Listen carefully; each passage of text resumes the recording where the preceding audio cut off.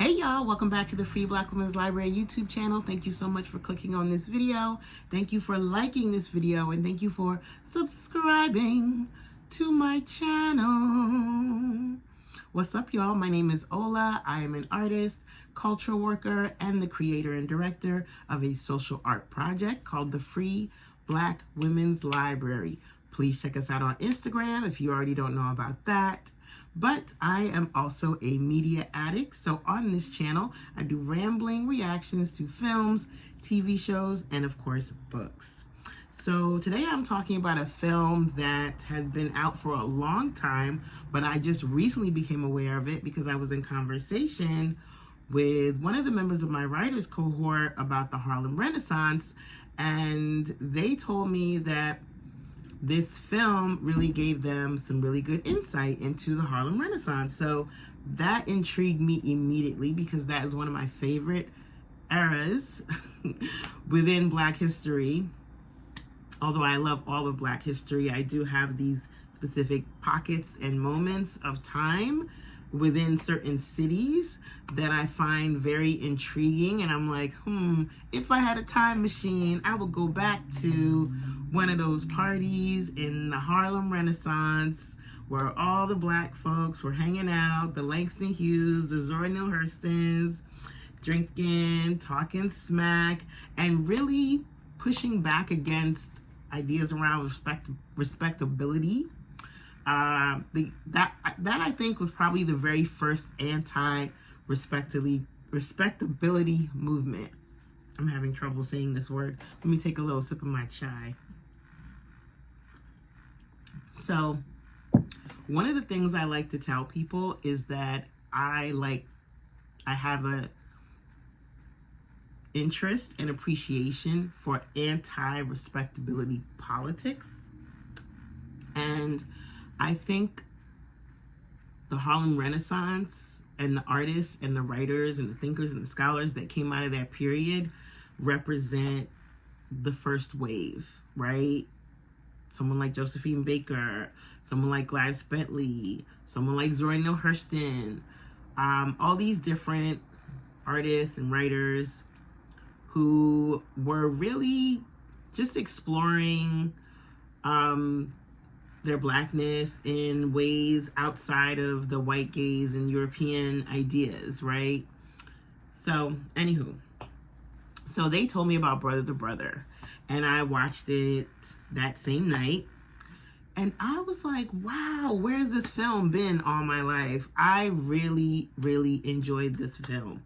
So I'm going to talk about it, and I'm going to try my best not to spoil it. Actually, I'm not going to spoil it. I'm not going to give away what happens as far as like the complete plot, but I am going to share a few plot points. So unfortunately, the only place that I found this film was on Amazon, and I wish it were available like on YouTube or Hulu or some other channel, but yeah, it's on there, and I think it was either $2.99 or $3.99, and then you have access to it for 30 days. So it was worth it to me. I really, really appreciated this film. So, Brother the Brother came out in 2004, and it's written and directed by Rodney Evans, and it stars Anthony Mackie. Anthony Mackie plays the lead character.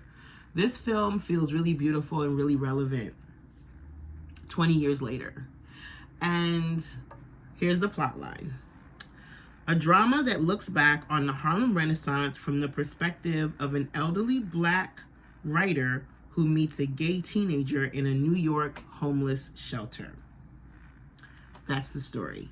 So Anthony Mackie, a young bright-eyed Anthony Mackie, plays that gay teenage character.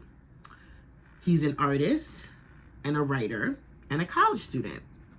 His name is Perry Williams, and he's actually a very, very gifted artist, and he's also very militantly gay. Such a fun character. I am actually so pleased to see Anthony Mackie so comfortable in this role at such a young age as an actor. I feel like it was probably a very bold choice, and it's not talked about enough.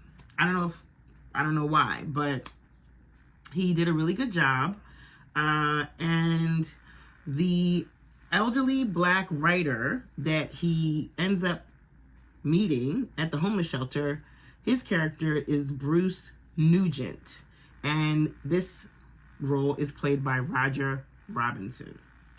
So Bruce Nugent is an elderly gay black man, or as he calls himself, not elderly, legendary black gay man who was a playwright and a poet during the Harlem Renaissance, but he's now living in a shelter.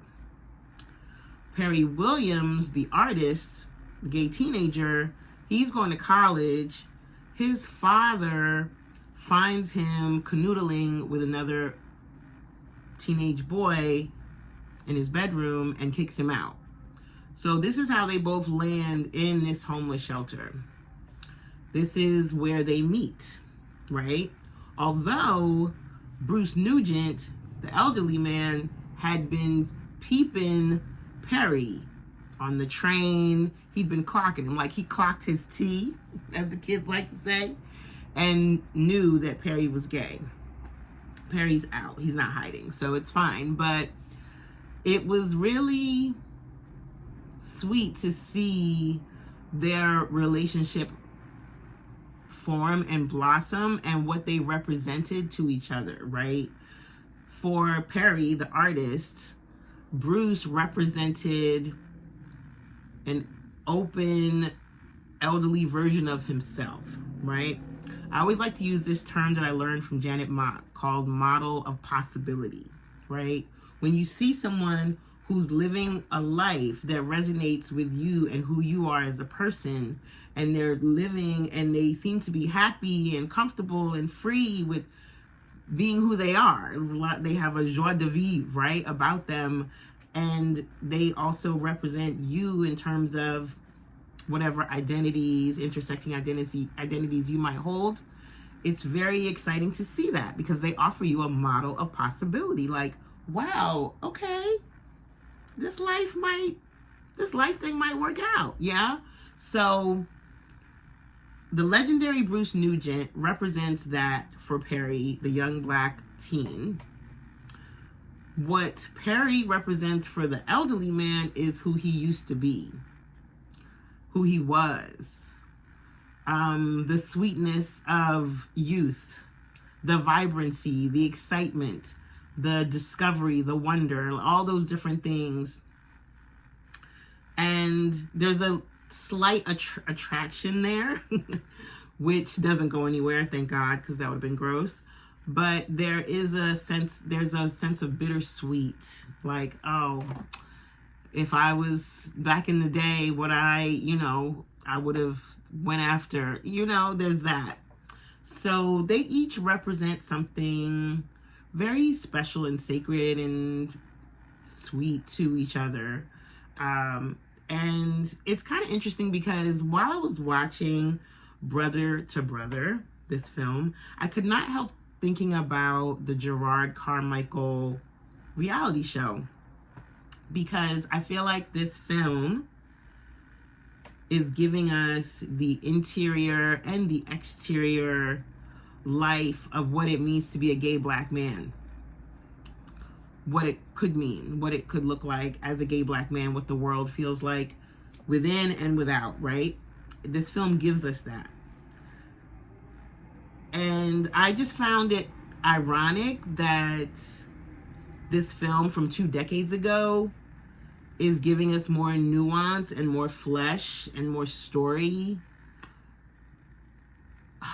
and more life. Well, not giving us, giving me and more life than this reality show of 2024.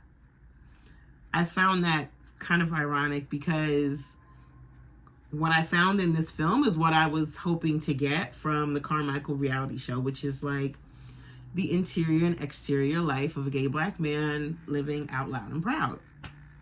But black women are not a monolith. Gay black men are not a monolith. So don't come for me, y'all. I understand that. I'm just talking about in terms of media.